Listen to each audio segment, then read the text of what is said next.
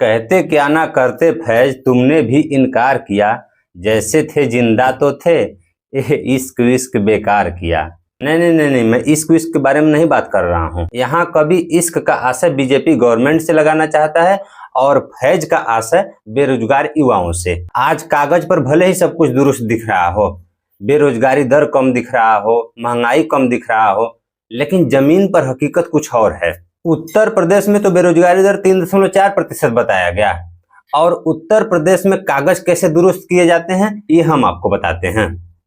अभी कुछ दिन पहले एक वीडियो वायरल हो रहा था जिसमें आगरा में एक बिल्डिंग पर एयर क्वालिटी मापने का एक यंत्र लगा है और कागज पर एयर क्वालिटी ठीक दिखे इसके लिए वहां कृत्रिम रूप से बारिश कराया जा रहा था। ये देखिए वीडियो। ऐसा हाल है उत्तर प्रदेश का। अब जब कागज पर सब कुछ दुरुस्त करने की सनक इतनी हो तो कैसे मान लें कि बेरोजगारी दर 3.4% है। ये एक भद्दा मजाक है। अभी कांस्टेबल की भर्ती हुई थी, 60,000 पदों के लिए लगभग 48 लाख लोगों ने फॉर्म भरा था, मतलब एक सीट के लिए 80 बच्चे, और ये लोग बोल रहे हैं कि 3.4% बेरोजगारी दर है ना भद्दा मजाक। और ये एक एज लिमिट के अंदर की बात हो रही है। कितने तो उम्र सीमा पार कर चुके हैं, बेरोजगार भटक रहे हैं बेचारे, उनकी तो गणना ही नहीं है। इसके अलावा एक वर्ग और है जिसकी पढ़ाई लिखाई ठीक से नहीं हुई। अब गरीब माँ बाप की हैसियत नहीं है कि बच्चों को प्राइवेट स्कूलों में पढ़ाएं और सरकारी स्कूल बदहाली में जी रहे हैं। इन बच्चों की हालत ये है कि 10वीं 12वीं तक पढ़ाई करते हैं, पढ़ाई में दम होता नहीं है तो मजदूरी में जुट जाते हैं। और मजदूरी का आलम यह है कि महीने में 10-12 दिन काम मिलता है, 150-200 मजदूरी, और इनको रोजगार में काउंट कर लिया जाता है। दरअसल सरकार ये जो बेरोजगारी दर कम बताती है ना, तो इसके पीछे यही आंकड़े काम करते हैं। नहीं तो पढ़े लिखों की भीड़ कितनी है ये अभी आपने देखा पुलिस कांस्टेबल वाले में। मेरा अनुमान है कि ये जो सरकारी स्कूलों को बदहाल किया जा रहा है इसको वेल प्लानिंग के तहत किया जा रहा है। प्लानिंग क्या है इसको 2-3 स्तर पे समझते हैं। पहला, स्कूलों के मेंटेनेंस से छुटकारा, अध्यापक भर्ती से छुटकारा, और जो कुछ भी फंड आता होगा उसमें सरकार में बैठे लोगों को मोटी कमीशन मिलती होगी और बाकी बचा पैसा भ्रष्टाचार में चला जाता होगा। दूसरा, जब सरकारी स्कूल बदहाल हैं, मूलभूत सुविधाओं से जूझ रहे हैं, अध्यापकों की कमी से जूझ रहे हैं, तो उनको रिप्लेस कौन करेगा? Private school. प्राइवेट स्कूल खोलने की हैसियत किसकी है? पूंजीपतियों की, क्योंकि वही सही सुविधाएं दे सकते हैं अपने पैसे से। उससे सरकार को क्या फायदा होगा?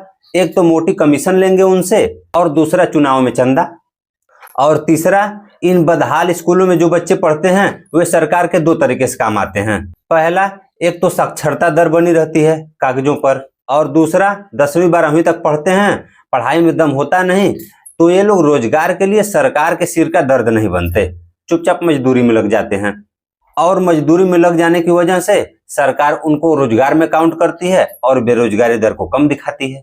ये बेशर्मी है। खैर, जब इतने फायदे हो रहे हो सरकार को बदहाल स्कूलों से तो उनको क्यों दुरुस्त कराएं? चल रहा है काम। चलो ये तो बात उनकी हो गई जिनकी पढ़ाई लिखाई नाम मात्र की थी। अब बात उनकी कर लेते हैं जिनकी पढ़ाई लिखाई ठीक ठाक हुई है।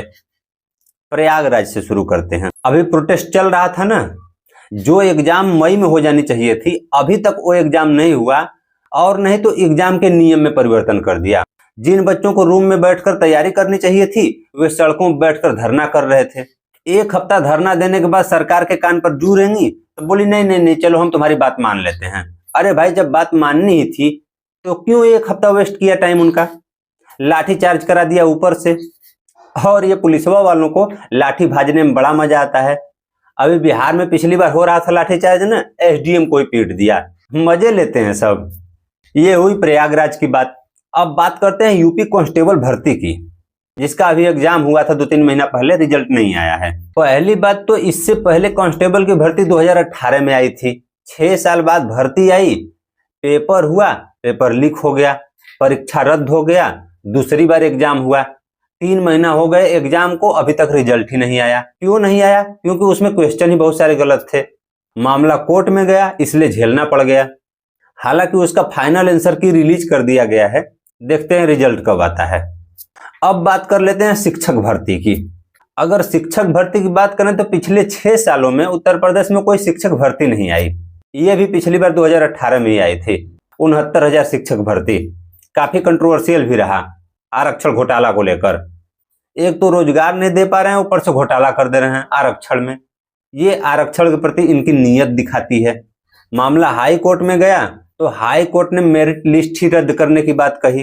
बोला ऐसा है कि ये जो मेरिट लिस्ट है इसको रद्द करो, आरक्षण में घोटाला करेंगे। लेकिन बीच में सुप्रीम कोर्ट कूद गया, बोला चुप करो, मेरिट लिस्ट रद्द करो। क्यों रद्द करो? चुपचाप यथास्थिति बनाए रखो, हम बताएंगे क्या करना है। और अभी तक बता ही रहे हैं। ये शिक्षकों का हाल है। अब आते हैं पेट पर। पेट का एग्जाम पहली बार 2021 में कंडक्ट हुआ था। उसके आधार पर कुछ भर्तियां भी आई थी लेखपाल वोखपाल की, और लेखपाल की भर्तियों में खूब दबा कर धांधली हुआ। करीब 15,000 संदिग्ध विद्यार्थियों को पाया गया, लेकिन जैसे तैसे उसको बहाल कर दिया। नुकसान किसका हुआ? मेहनती बच्चों का, जिनका सेटिंग था वो चानी काट रहे हैं।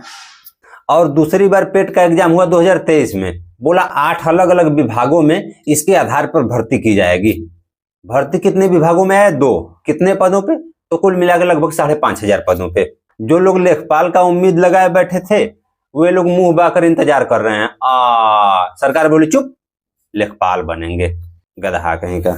उसमें लेखपाल की भर्ती आई नहीं, अब फिर कसमसा रहे हैं सब पेट का एग्जाम कराने के लिए। स्टूडेंट भी लाए कि कराओ, अब हमें करना भी क्या है, यही करते रहेंगे। इन सब के अलावा एक लिस्ट और है हमारे पास, ये खौफनाक है। ऐसी हरकतों से बच्चे संन्यास ले सकते हैं, हिमालय की तरफ प्रस्थान कर सकते हैं।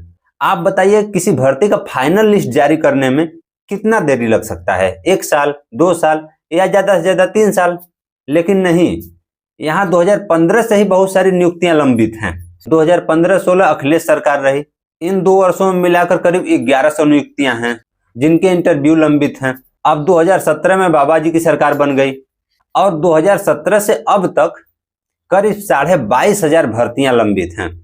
किसी का इंटरव्यू नहीं हुआ है, किसी का फाइनल रिजल्ट नहीं आया है, किसी का परीक्षा ही नहीं हुआ है, फॉर्म भरवा लिए परीक्षा ही नहीं कराए। अब ये बच्चे क्या करें? 2015 से इंतजार कर रहे हैं। इनको झोला उठाकर हिमालय की तरफ चली जाना चाहिए। बेरोजगार भटकने से अच्छा है सनातन मजबूत करेंगे। वैसे भी सनातन वालों की बड़ी खींच है। खैर, कुल मिला जुला कर निष्कर्ष ये है कि आज का जो पॉलिटिक्स है उसके परिदृश्य में रोजगार मुद्दा है ही नहीं, तो मिलेगा क्या घंटा? लोग हिंदू मुस्लिम में फंसे हुए हैं, मंदिर मस्जिद में फंसे हुए हैं। सरकार बोली बनवा तो दिया मंदिर, अब जाओ जाके बजाओ घंटा, टन, रोजगार लेंगे। अब आप कमेंट बॉक्स में बताओ कि सरकार का कहना ठीक है कि नहीं। धन्यवाद।